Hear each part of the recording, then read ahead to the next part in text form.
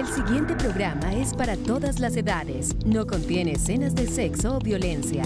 Es apto para toda la familia. Cuenta con el sistema Closed Caption y es financiado con recursos del Fondo Único de TIC.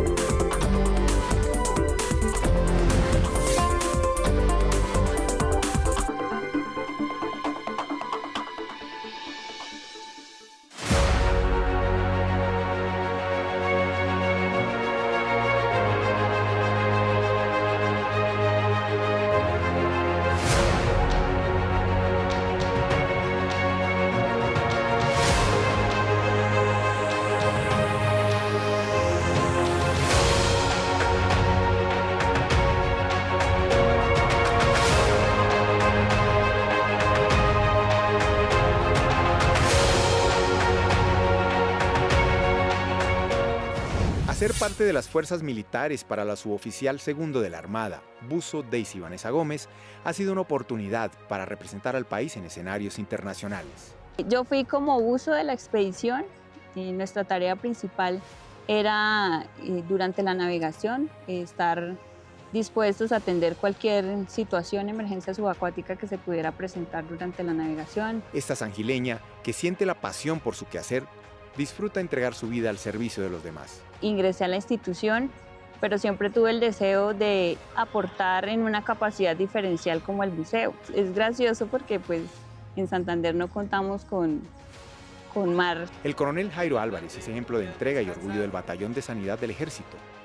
Tras perder una de sus extremidades, decidió continuar su carrera militar a pesar de las circunstancias. Fui víctima de un artefacto explosivo que me afectó la pierna izquierda y pues por ende perdí el miembro inferior izquierdo. Un ejemplo de vida en donde los obstáculos físicos no existen. Yo sí soy un apasionado de la bicicleta, prácticamente me ha ayudado mucho en mi proceso de rehabilitación porque cuando uno empieza a pedalear, empieza uno a hablar con uno mismo, me ayuda a proyectar que en un futuro, en 5, 10, 15, 20 años, pueda tener una mejor salud. Naidú Benítez es líder de Desminado Humanitario y de las 20 de todo un batallón de hombres, es la única que trabaja en desactivación de minas en terreno. Pues me incliné por el Desminado Humanitario porque, pues, les repito, es una labor demasiado bonita. Su trabajo es vital para llevar a los territorios alejados de los centros urbanos del país la paz y la tranquilidad que necesitan. Poderle ayudar a toda nuestra población, a nuestros campesinos, poder recibir una sonrisa de los niños que necesitan los caminos o las escuelas para ellos poder estudiar. ¿Cuál es el orgullo de estos miembros de las fuerzas militares? El mayor orgullo es hacer parte de ese grupo selecto de hombres y mujeres altamente entrenados, capacitados y dispuestos a servir al país. Y a través del uniforme, de la fuerza y de la institución, me permite poder ayudar a las personas. Para mí es un orgullo muy grande poder estar en la Brigada de Desminado Humanitario para poder colaborar y contribuir a toda nuestra población. Con su trabajo, estos héroes son el orgullo de Colombia.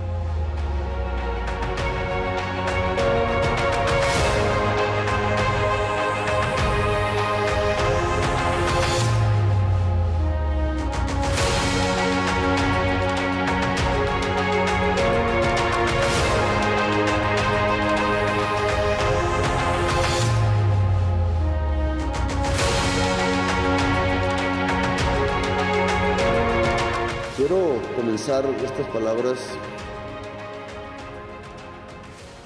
básicamente pidiéndoles perdón a ustedes como representantes del pueblo y al pueblo de Colombia por lo que ha acontecido en la UNGRD, lo cual hace que tengamos que pensar que el tema de la corrupción no es un tema ideológico, no hay una barrera ideológica que divida a las gentes de la política, a la ciudadanía misma, entre fuerzas que no son corruptas y otras que sí lo son. No esperé de Olmedo una actitud como la que hemos encontrado. La administración está seriamente comprometida en recuperar los dineros y obviamente le corresponde a la justicia ese mismo hecho y la investigación. Y por eso tengo que pedir perdón, porque yo fui el que lo puse allí. Y en eso hay una responsabilidad política. Las teorías de la política siempre hablan de ello y tengo que asumirla. Y por eso les pido a ustedes, como representantes del pueblo, y al pueblo, perdón, por lo que ha acontecido, que no puede repetirse y que tiene que indemnizarse a la víctima, que es el pueblo colombiano, en toda su integridad.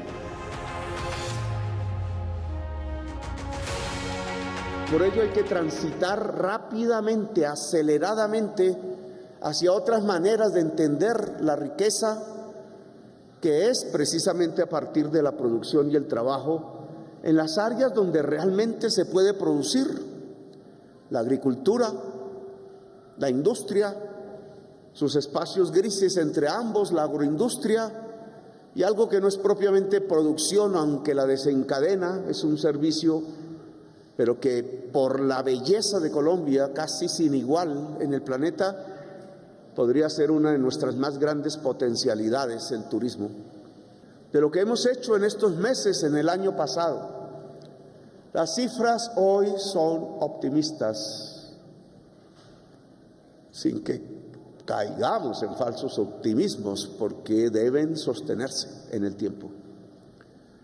Como nunca antes, en mucho tiempo, no lo recuerdo cuando era congresista, la agricultura de Colombia ha crecido. Comparado a los periodos anuales, llegó a tener 9% el mes pasado de crecimiento, y sobre todo concentrado en la producción agraria de alimentos. Bueno, yo tengo que decirles con orgullo que en el terreno de la agricultura nos está yendo bien y muy bien. Estadísticas del 9% de crecimiento anual no son para despreciarlas, hay que sostenerlas, claro. Nunca antes la agricultura, por lo menos durante este siglo, había crecido a esos niveles. Y es lo que yo llamo salir de la extracción para pasar a la producción.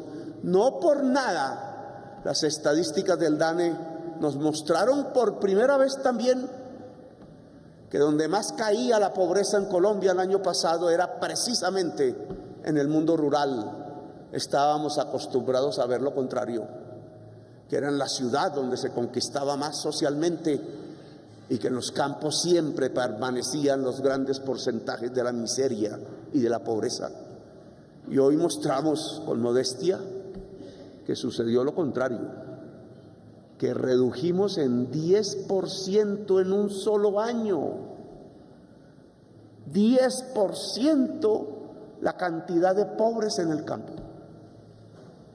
Si pudiéramos hacerlo 6, 7 años seguidos, no saquen de esto reflexiones que la prensa siempre usa para atacarme, se acabaría la pobreza en el campo, estadísticamente hablando. Pero para que eso fuese realidad, en verdad, lo que tendríamos que hacer es una profunda y gran reforma agraria.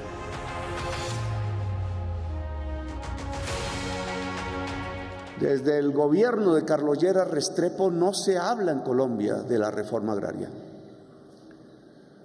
Hubo una ley, aún rige, la 160 en el gobierno de Gaviria, pero que en realidad en su aplicación, y lo ha demostrado todo este tiempo desde ese gobierno hasta la fecha, no sirve para hacer una reforma agraria. Nuestras normas, nuestra ley no permite hacer una reforma agraria. Luego hoy no tenemos instrumentos reales para hacer una reforma agraria que no sea comprar voluntariamente por venta voluntaria la tierra. Ustedes que conocen esa pobreza saben que si no se resuelve el problema de la pobreza y de la exclusión, hablar de paz es más un discurso, es carreta, es retórica sin sentido. La paz en realidad no es la conversación entre grupos al margen de la ley. Cada vez que se hace eso siempre aparece el espectro, el fantasma detrás. No habrá paz si el territorio excluido no deja de ser excluido. Y construir justicia en los campos, amigos congresistas, es hacer una reforma agraria. Y no es una súplica, ha quedado escrito en algo que se llama, y no conocía, tengo que confesarlo, el concepto Declaración Unilateral de Estado. El gobierno de Santos, con ustedes, los que estaban allí en ese momento, la mayoría del Congreso de ese momento, decidieron elevar ese acuerdo de paz con la FARC a una declaración unilateral de Estado ante las Naciones Unidas. Tiene implicaciones para el Estado. El Estado no es solo el gobierno, sino la justicia y ustedes, el poder legislativo, el poder de cambiar las normas. La Declaración Unilateral de Estado dice que debemos entregarle al campesinado de Colombia 3 millones de hectáreas fértiles. ¿Saben ustedes cuántas hemos podido nosotros comprar? Para no hablar de pasados gobiernos, que sería muy triste y aburridor nombrarles sus cifras. En 2 años, 184,000 hectáreas. Eso significa que ese acuerdo de paz se cumpliría casi en 20 años, mucho más allá de lo que el acuerdo de paz fijó como fecha límite. Ese acuerdo de paz sí contiene un discurso alrededor de la agricultura y del campo, alrededor de la posibilidad de integrar el territorio excluido, alrededor de la reforma agraria. Y yo los voy a invitar a ustedes a cambiar las normas que nos permitan efectivamente hacer una reforma agraria en Colombia y lograr que el territorio excluido pueda incluirse en el desarrollo y en el progreso nacional. Nos ha ido bien en turismo, porque es un país hermoso, Colombia, el país de la belleza. Y dicho y hecho, porque el año pasado rompimos un récord, 6 millones de turistas extranjeros. Nunca se había alcanzado semejante cifra, con problemas, porque el perfil de ese tipo de turismo tiene que variar, y sabemos por qué. Porque viene en busca de otras cosas que no nos interesan, que la dignidad de esta sociedad no debe permitir, la dignidad de sus hombres y de sus mujeres. Pero estamos aumentando el turismo incluso este año sobre el año pasado, ya ha aumentado 7,3%, 7,3% por encima del año 2023. Y ya las estadísticas arrojan que las divisas que traen los turistas extranjeros, sumadas en un año, alcanzaron las divisas del carbón. Es decir, que la segunda rama en actividad económica más próspera de Colombia hoy es el turismo, la belleza de Colombia, turismo que indudablemente y normativamente tenemos que apoyar, cuidar y transformar porque no sea autodestructivo. Pero es una promesa de campaña hecha y ya van 2. Reactivamos la agricultura y hicimos del turismo el segundo renglón económico de nuestras estructuras productivas y de servicios.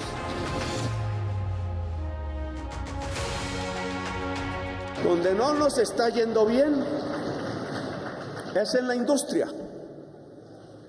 Y básicamente porque la vivienda es un arrastrador de la industria porque demanda el hierro, el cemento, las cerámicas, los productos químicos, los productos de madera, etc. La vivienda está atada a la tasa de interés. Ninguno de nosotros ni ninguno de ustedes va a comprar una vivienda sin pensar qué tasa de interés le van a cobrar por el crédito para poderla comprar. No vamos a poder desarrollar la industria si tenemos altas tasas de interés y si tenemos altas tarifas de energía eléctrica. La energía eléctrica y el costo financiero son fundamentales en la tabla de costos de la industria, y si son altos no habrá industria en Colombia. La reactivación económica implica cambio de normas, y entre esas, cambio de leyes.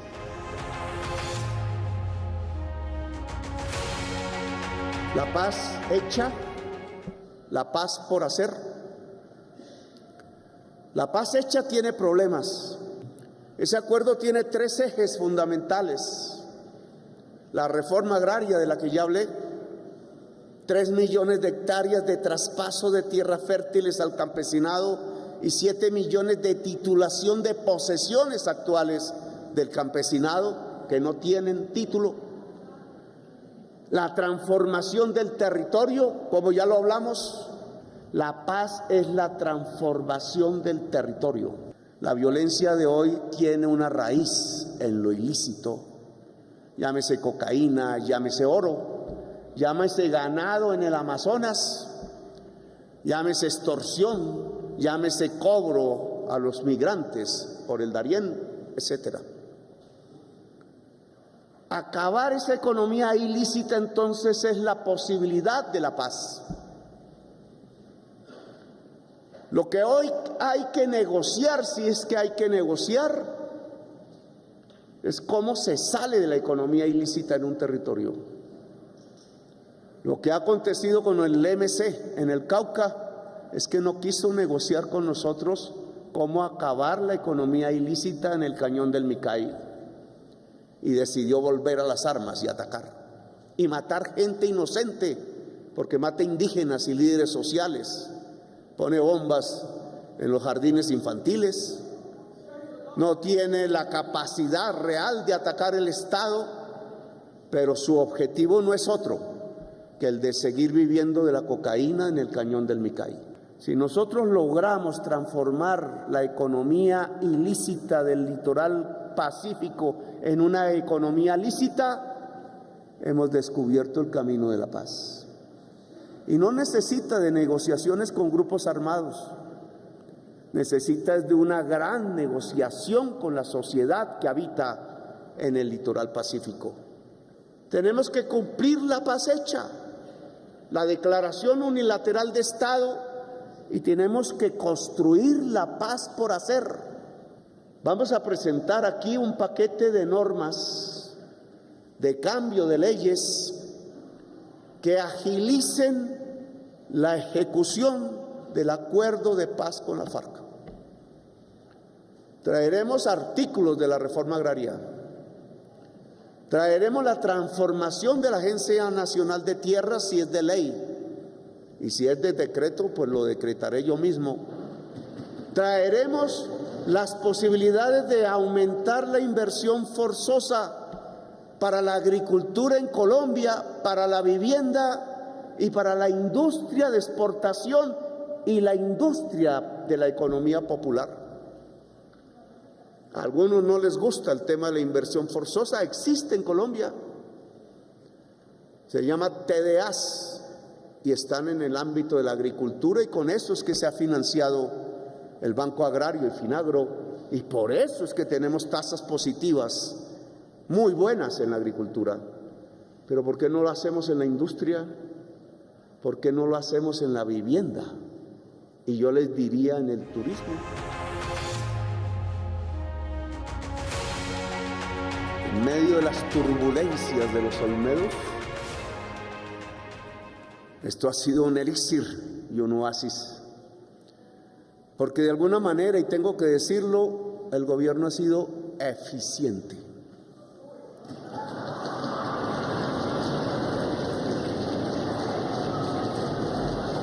Eficiente es cumplir los objetivos que se propuso ante el electorado.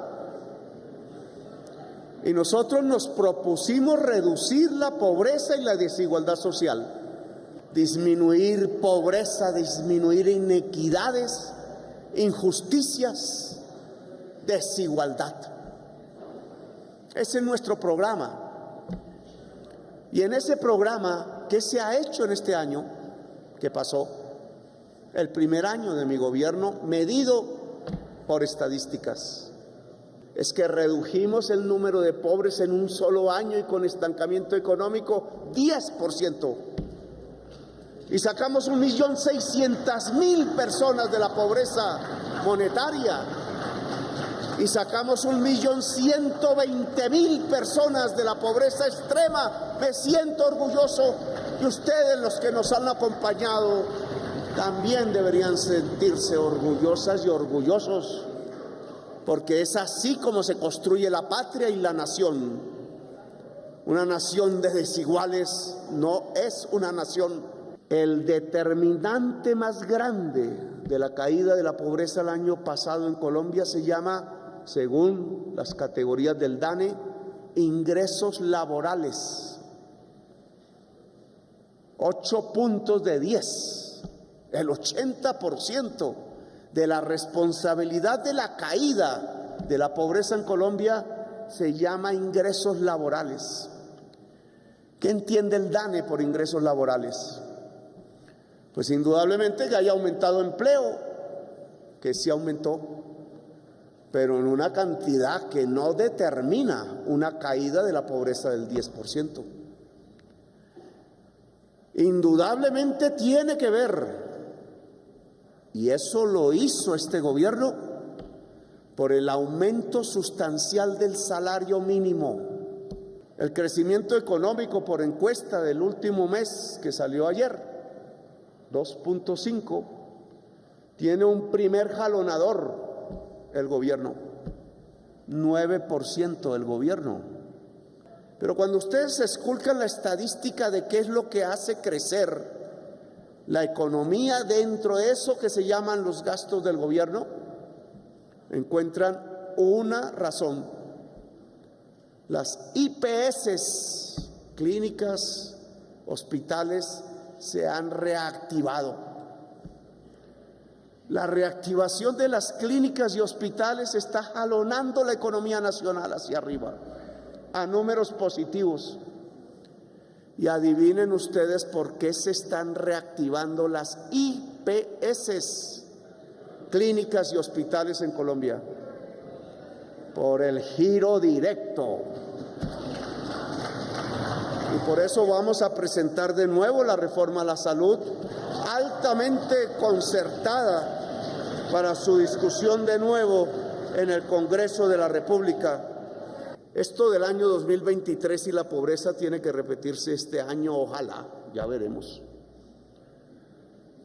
Y tiene que mantenerse permanentemente en los próximos años hacia adelante, porque sí es posible llevar a Colombia al hambre cero y sí es posible reducir sustancialmente la pobreza si hacemos un pacto social aquí.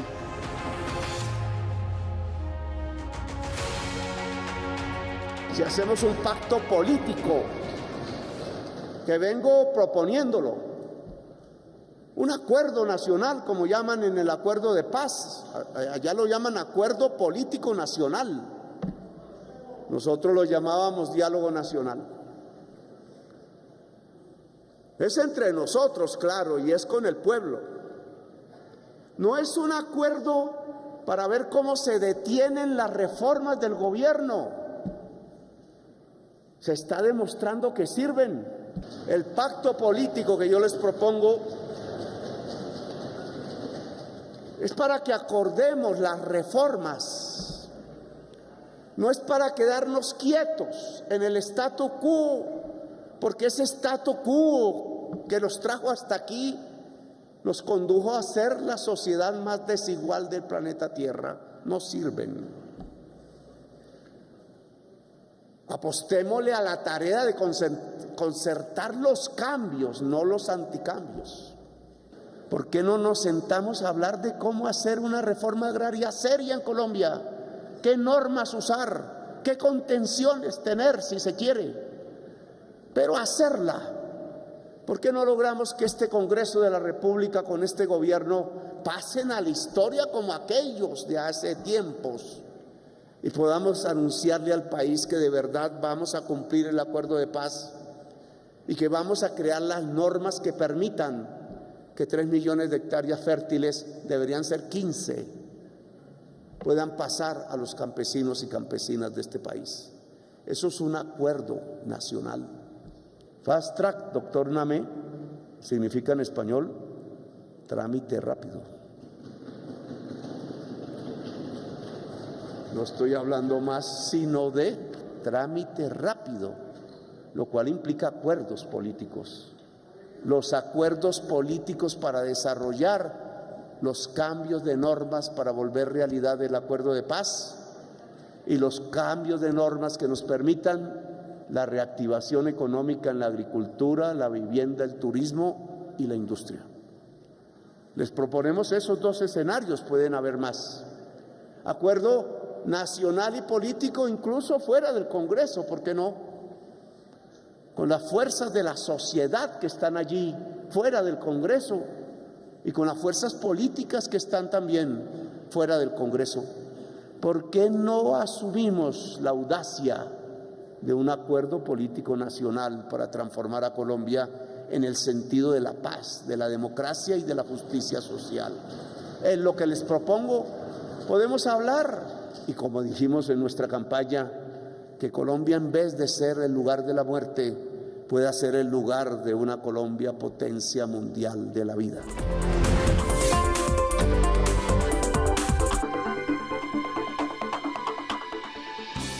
Hoy los colombianos y colombianas debemos sentirnos orgullosos de nuestra patria.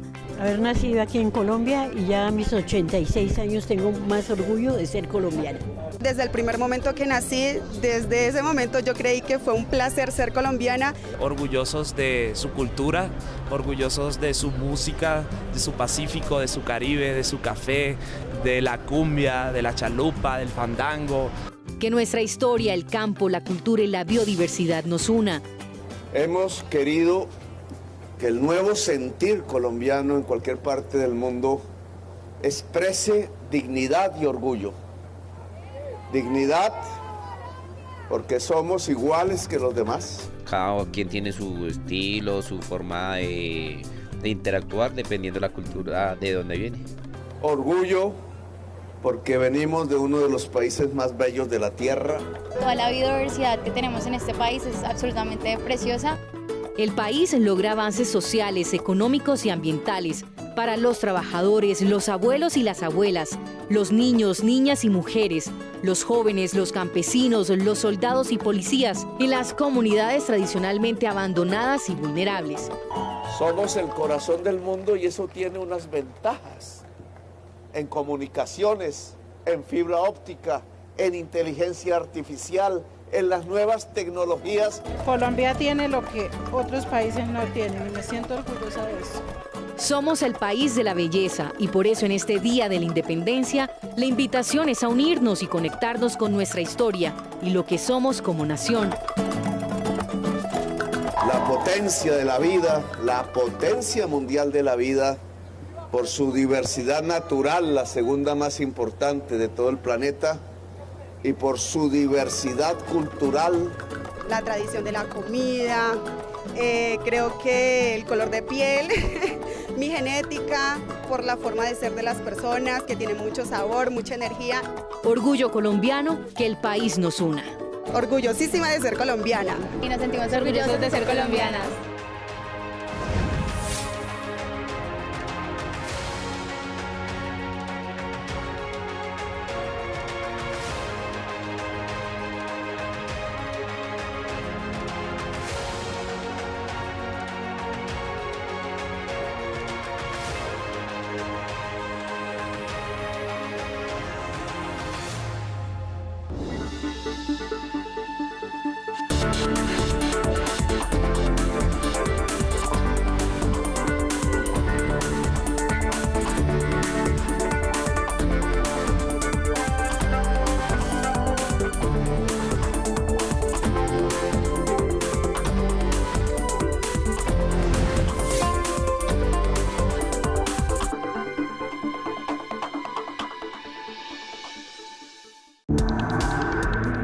contenido fue financiado con recursos del Fondo Único de TIC.